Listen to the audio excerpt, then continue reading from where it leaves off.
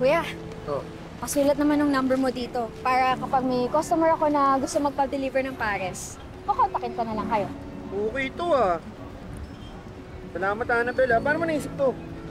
Gusto ko lang makatulong. Ilang araw ko na kasing naririnig-rinig na problemado daw kayo sa kinikita nyo ngayon. Eh, kung hindi dahil sa mga rider na katulad nyo, ano na mangyayari sa paresan ko, di ba? Eh, karamihan ng customers ko ngayon, puro kayo. Puro mga rider. Ako ba, sabi nga ni Elias, di ba? Sino pa bang magtutulungan kundi tayo-tayo rin kapos sa buhay? Yes, ma'am. Salamat, Annabelle, ha? Wala nga naman. Dahil dyan, lubusin mo na. Papares dyan o ano? Tingnan natin. Medyo mabait ang feeling ko ngayon eh. Kanya man ng scallions, ha? Sige, tsaka ng fried garlic. Oo. Ako lang ah.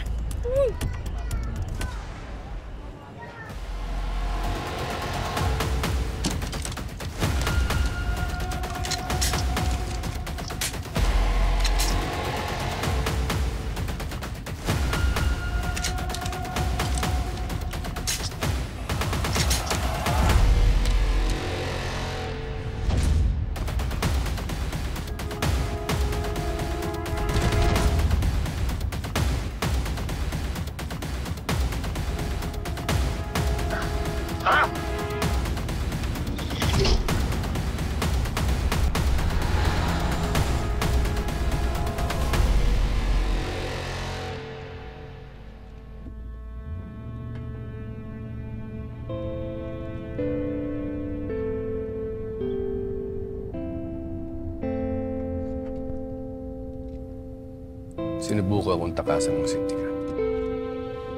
Kaya lumayas ako at tumira dito sa Cebu. Pero sa huli, hindi ko pa rin natakasan ng kapalan. Kumusta na kaya si Miss Almasen?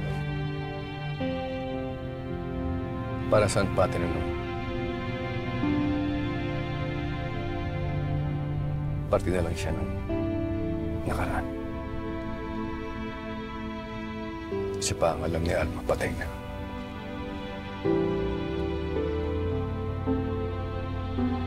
Mas mabuting mga tiling ganun ang paniniwala niya.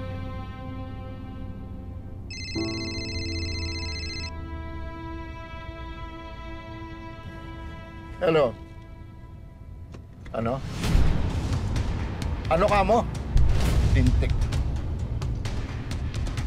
Senyor, may umusbong na problema. Kailangan natin bumalik ng Maynila. Sir Calvin daw po nakagawa ng paraang tumakas. Estupidong Calvin. Pahanda mo ang helicopter. Babalik tayo ngayon din sa Maynila.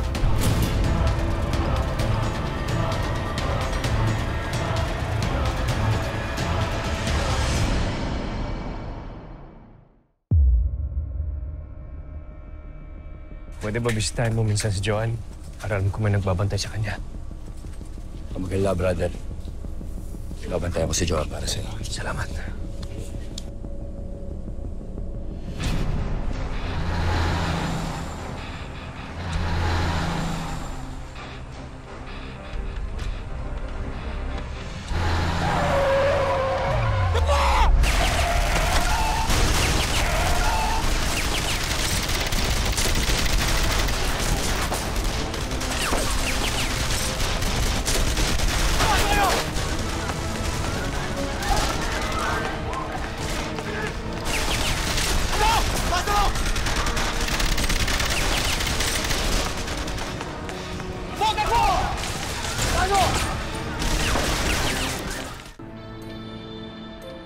Ate, nakakaloka yung mga pangyayari. Si General daw nagtakip ng massacre. At ito pa, may mga sindikato na raw sa Pilipinas. Eh, sana nga may totoong mangyari. Kawawa naman si Aling-Aling mo tsaka si Elias. Sana mabigyan ng sila ng hustisya. Alam mo ate, naniniwala talaga ako sa karma. Tingnan mo yung si General na exposed na. Alam mo, yung Janine na yan, may araw din yan eh. Makakarma din yan. Piruin mo, gusto kong palahurin. Kaya ang sama ng bag. Kurok. Di ba? Yung babae ni... Ate, may kumakatok. Ay, hello po. Pasok Good day, madam. Pasok po. Go. May promo kami. Tuloy Tara. po kayo, tara ho. Ano po ba yun? Magbabakasakali lang po sana kami. Kilala niyo po ba itong babaeng nasa litrato? May nakapagsabi po kasi na dito siya huling nakita. Teka, patingin. Teka, ate, parang pamilyar. Di ba si Janine to? Ate siya yan. Tingnan mo mabuti. Ate si Janine yan. Confirm. Diba? Yung mata pobre sa akin, nagsampa sa akin ng kaso eh. Hindi rin nanakit sa'yo, di ba? Correct. Ate siya yan. No, pwede magkamali. Saan po kaya siya ngayon? Kailangan namin siya makausap. Saan ba ang bahay niya? Puntahan na natin. Taga, ano ba? Ay, salamat. Natuntun din natin si Janine. Ano ba yun? Ano bang ginawa niya sa'yo? May atraso po siya sa amin. Magkagancho siya. Ha? Iniwan niya kami, naglaho siyang parang pula. Scammer yan! Nagpasimula siya ng paluwagan sa lugar namin. Pero ang walang hiya, ipinulsa niya ang pera namin lahat. Kami na dapat ang susweldo, makakakuha ng pera, pero hindi namin po siya makikilap. Please naman po, tulungan niyo kami. Teka lang muna. Magkano ba? Tigta 20,000 po, bali 60,000 po lahat. Okay. Totoo po yun. Hindi po na Janine na yan. Scammer pala. Diba? Taas-taas ng tingin sa sarili kung makapangmaliit sa atin. Ayop na yan. Wala. Kaya naman pala napakayabang nun. Pwede niyo po ba kami tulungan para makulong na siya at makuha namin ang perang pinaghirapan namin? Oo, sige, tara. Sasamahan ko kayo. Ako na bahala. Ate, ikaw muna bahala dito. Apple pie. Sama mo muna si ate dyan. Kaya ko na to. Teka, kaya mo ba mag-isa?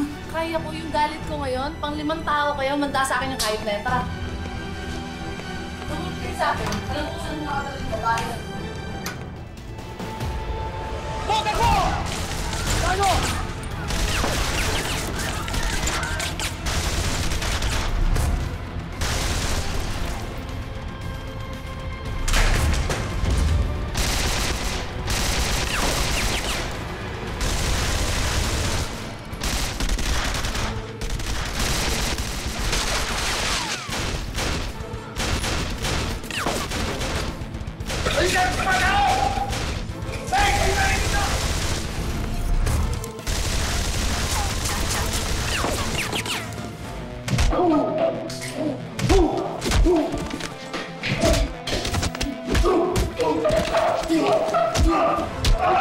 Oo, wala nang parting ng mga biyaheng ngayon, mga ma'am sir. Traffic ngayon eh. Kunti pa mga jeep. May strike kasi. Pagkabalaman na lang kayo, kontratahin nyo na lang kami. Magkano mo ba hanggang Aurora? Biyahad na lang, ma'am. Sumusobra ka na! Talaga? Ikaw din, hayop ka? Ngayon, ako magdadala sa'yo sa presinto. Kung ayaw mo sumama sa mga bitawan mo ako! Ito yung mga oras na hinihiling ko. Nagkaroon pa ako ng isang